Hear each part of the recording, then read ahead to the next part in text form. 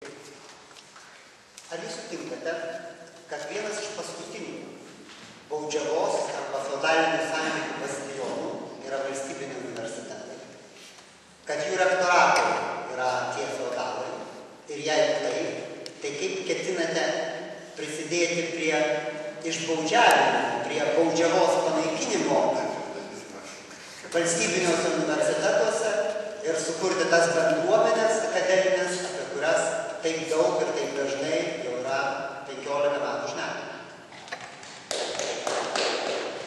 Norėčiau atsakyti savo kolegai, su kuriuo dirbau vienoje katedroje, viename fakultete. Ir būtent jūs, mielasis, buvote tas, kuris skleidė fakultete baudžiavą ir buvote svarstomas fakultete.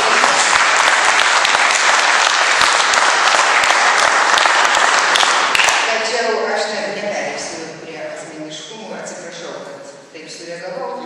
Tiesiog norėčiau pasakyti, kad švietimas ir kultūra ne tos sferos, dėl kurių mes čia ginčytumėmės. Mes tikrai turėtumėm šiandien susitarti, kokiu keliu eiti ir kaip rasti tą šviesą švietime ir kultūroje. Nes universitetai, kaip jūs sakote, tapo baudžiavos skleidėjais todėl, kad jie turi savo autonomiją.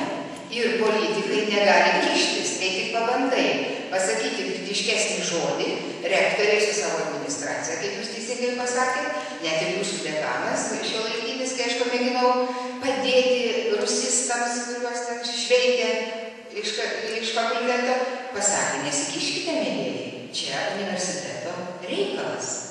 Taigi, naujasis įstatymas, kurį mes šiandien baigėme komitete beveik nagrinėti, ir sako, kad universitetai turi atsiverti visuomeniai.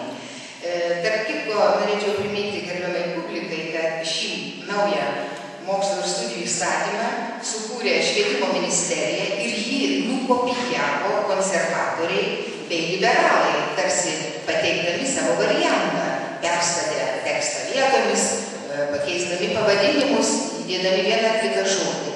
Taigi, mėlyjei, aš pabaigiu savo kalbą, siūlydama gražiai dirbti kartu. Nėra čia ko mums peštis, neturime dėl ko. Per daug brangios sritys, nes jos lemia visuomenės pažangą. Ačiū.